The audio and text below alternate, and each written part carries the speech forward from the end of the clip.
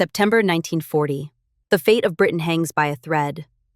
Across the English Channel, Adolf Hitler sets in motion his boldest gamble yet, Operation Sea Lion. The plan is simple on paper, but deadly in execution. Crush Britain before turning east to the Soviet Union. German High Command envisions a lightning strike. First, the Luftwaffe will sweep the skies clean, shattering the RAF, destroying radar stations and clearing the way for the invasion fleet. Then, elite paratroopers will drop behind enemy lines, cutting communications and sowing chaos. Finally, wave after wave of infantry, tanks, and artillery will surge across the beaches, overwhelming the defenders and racing toward London. But there's a catch. The Wehrmacht has never attempted a contested amphibious landing. Landing craft are scarce, forcing Germany to cobble together a strange armada of river barges, tugboats, and merchant ships. Every mile of open water is a gauntlet of mines, Royal Navy patrols, and British coastal guns. Still, Hitler believes that with the RAF broken, nothing will stand in his way. The Reich readies 260,000 men for the assault. In his mind, London will fall within weeks. In reality, the battle for Britain is about to begin. Dawn.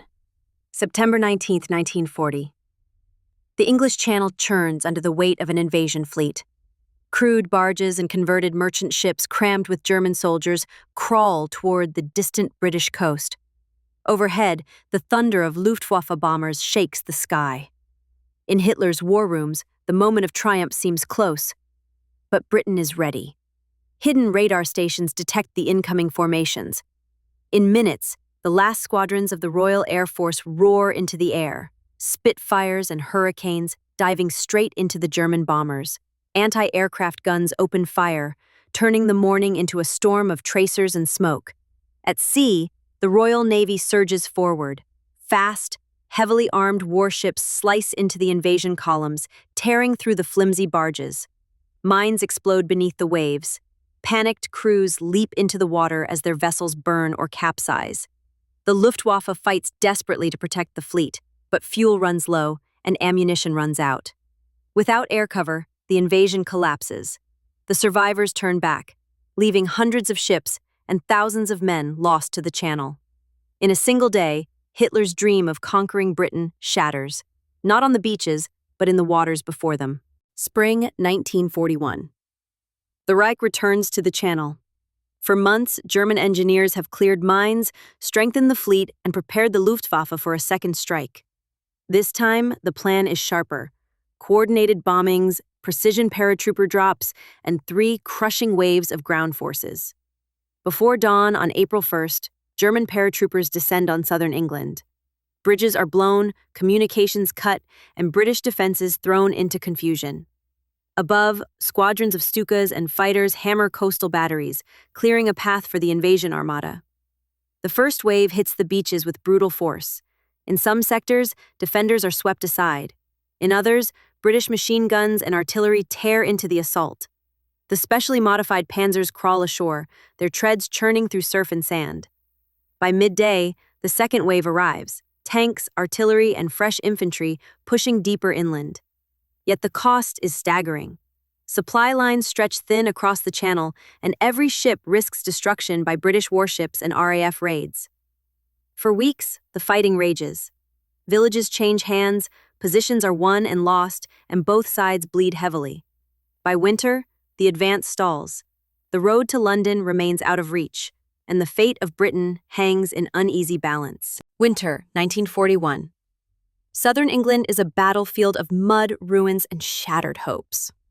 German troops, seasoned in blitzkrieg, now find themselves locked in grinding trench warfare. Every mile toward London is bought with blood. For every British position taken, another waits behind it. Supplies grow scarce. The Channel, once a narrow gap, becomes a deadly gauntlet of Royal Navy ambushes and RAF strikes. Convoys vanish beneath the waves, fuel, ammunition, even food become luxuries. In Berlin, frustration mounts. In London, desperation sets in. The British government reels under the pressure. Parliament turns against Winston Churchill. In his place rises Lord Halifax, a man willing to negotiate. Secret talks open between London and Berlin. Both sides, bled white by months of attrition, see the truth. Neither can win without crippling losses. In early 1942, a fragile armistice is signed. Britain recognizes Germany's hold over Europe. In return, the Wehrmacht withdraws from English soil. The Channel falls silent. But peace is an illusion. Hitler turns his gaze east toward the Soviet Union, his forces battered but unbroken. Britain, humiliated yet alive, begins to rearm. The world holds its breath, knowing the next storm will be even greater. The guns fall silent over the Channel, but the war is far from over. Across Europe, the Nazi war machine readies for its next great gamble, the invasion of the Soviet Union. Yet the scars of Operation Sea Lion run deep. The Wehrmacht's best divisions are depleted, its fleets diminished, its aura of invincibility fractured. In Britain, the armistice is a bitter pill. The Union Jack still flies over London, but the nation stands isolated, cut off from continental allies, forced to rebuild under the shadow of the Reich.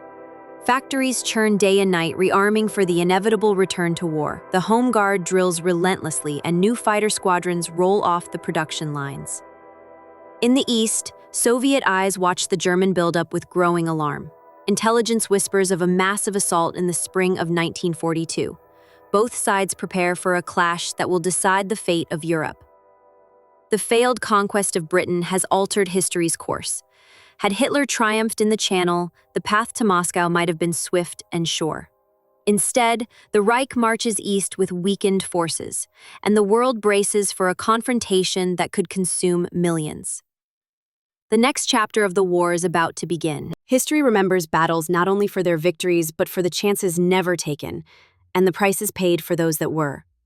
Operation Sea Lion stands as one of the great what-ifs of the Second World War. In this altered timeline, Germany dared the crossing twice. The first ended in disaster before a single boot touched British sand. The second clawed its way ashore, only to be swallowed in months of bitter, grinding combat. Britain survived, but at the cost of its strength, its leadership, and its pride. For Hitler, the Channel became a graveyard of men and machines, a reminder that even the most ambitious plans could break against the realities of war. Yet the dictator's ambitions did not die on those beaches. They shifted eastward, toward the vast plains of the Soviet Union, setting the stage for an even more catastrophic struggle. And so, the question lingers. Was Sea Lion a fatal distraction that doomed the Reich, or a bold gamble that nearly changed the course of history? In war, the answer is rarely simple.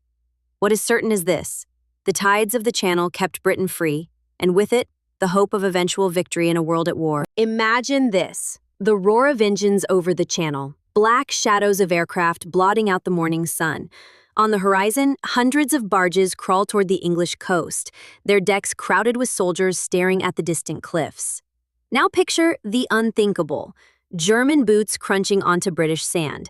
Gunfire rattles from pillboxes, shells explode in the surf, and the fate of an island nation hangs on a knife's edge. This is not the war you remember from the history books. This is a different path, a history where Operation Sea Lion isn't just a plan on paper, but a brutal reality. In this alternate timeline, Britain's survival teeters between triumph and annihilation. Each decision, each misstep, ripples across the world, shaping the battles yet to come, the alliances yet to form, and the ultimate destiny of the Second World War. What if Hitler had crossed the Channel? What if the RAF had been broken? What if Britain had fallen? The answers lie ahead.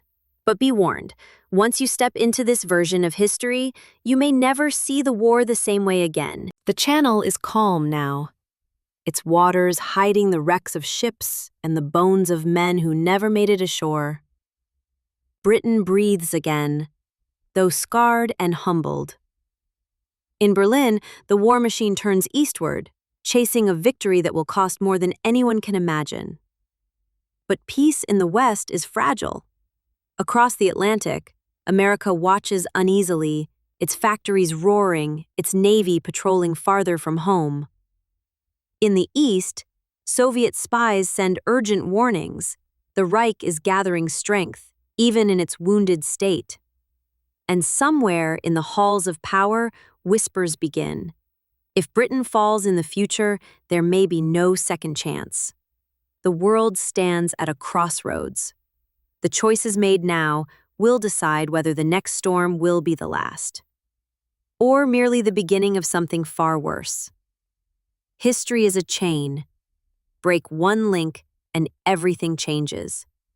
Operation Sea Lion was one link. Its failure spared Britain, for now. But war has a way of returning to unfinished business. The question is not if the fight will come again, it's when. Looking back, Operation Sea Lion was never just a military plan. It was a test of will, resources, and deception. In reality, historians agree the odds were stacked heavily against Germany. The Channel's unpredictable weather, the Royal Navy's dominance, and the RAF's resilience made the invasion a gamble bordering on madness. Yet in this alternate history, the gamble is taken, twice. The first attempt is a disaster, the second, a bloody stalemate. Britain survives, but only barely. Germany gains no decisive victory, and the cost in men and material haunts the Reich as it turns toward the Soviet Union. Some argue that even if Sea Lion had succeeded, holding Britain would have been impossible. Others believe a decisive blow in 1940 could have reshaped the war entirely, isolating America, crushing Soviet hopes, and giving Hitler time to consolidate power. What's certain is this: the events in our history books were not inevitable.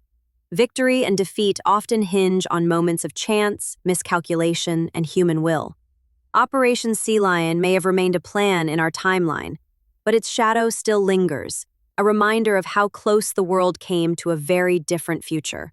The Channel is calm now, its waters hiding the wrecks of ships and the bones of men who never made it ashore. Britain breathes again, though scarred and humbled. In Berlin, the war machine turns eastward, chasing a victory that will cost more than anyone can imagine.